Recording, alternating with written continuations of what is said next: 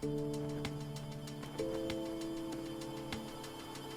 Federal Trade Commission proposed a comprehensive rule to regulate the way dealers interact with their customers. It is very significant, it is very sweeping, it is unprecedented. The rule really addresses three main areas: how dealers advertise, how they communicate, and voluntary protection products. The rule is very significant because this is an unfair or deceptive acts or practices, or UDAP, rule. That means it applies to dealers broadly. Now, the Federal Trade Commission already has authority to take enforcement actions against individual dealers when they engage in an unfair or deceptive act or practice, and they have done so. What is so sweeping here is that they are applying this broadly to the entire industry, not to individuals that they believe have committed some type of wrongdoing. What's at stake for the auto industry is really a massive restructuring of how dealers present their products and services to customers.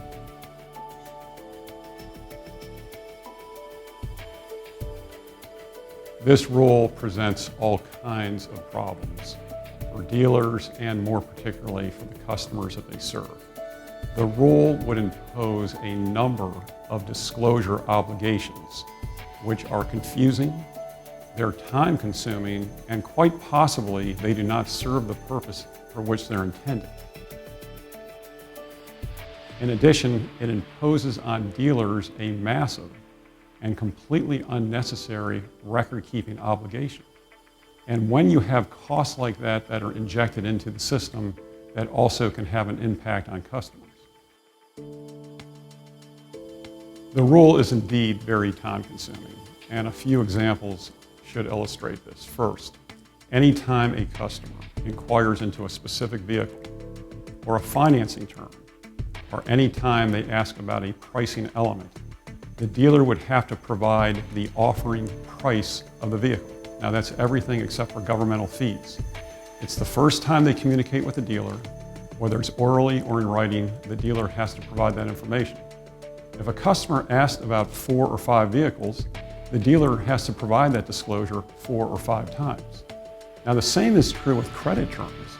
If a monthly payment comes up, the dealership is also required to make certain credit disclosures. This is on top of what the Truth in Lending Act already requires dealers to disclose when a customer obtains financing from a dealership. And with regard to voluntary protection products, dealers could be required to have to give customers up to 3 written forms before they would purchase any voluntary protection product. And that is on top of what is already required under the Truth in Lending Act and any state law requirements. And what's very ironic here is that the Federal Trade Commission, in support of this proposed rule, stated that they're very concerned with the time of the transaction.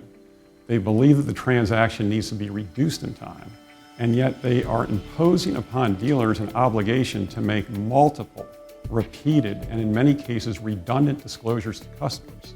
That will not have the effect of reducing the time that customers can walk out of the dealership with their vehicle in hand. The Federal Trade Commission came up with an estimate which is exceedingly poorly substantiated regarding what this would do to consumer time at the dealership. And what they simply did was they looked at the Cox Automotive survey, which stated that the time it would take a consumer, on average, to research and shop for a vehicle and close out that process would be 15 hours. They said that they assume, based on nothing, they assume that all these disclosures and these other obligations are going to save the customer 3 hours. And then they take that figure, they multiply it by the number of transactions that have occurred. They then come up with a dollar value for a person's time. They put all those figures together and say that this is going to save consumers $31 billion over a 10-year period. Very poorly supported. They make an assumption that's based on nothing.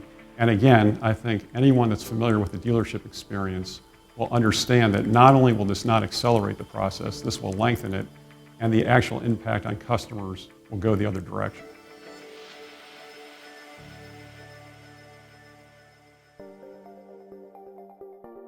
What's at stake for the auto retail industry is really a wholesale change in how products and services are marketed and presented to consumers. Everything that has been gained and all the progress that has been made on online transactions, that efficiency, that consumer-friendly process is threatened here.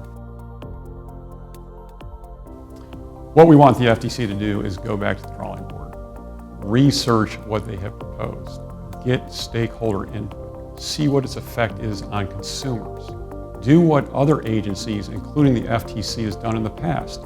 Take in information and form your opinion based on research and based on scientific testing.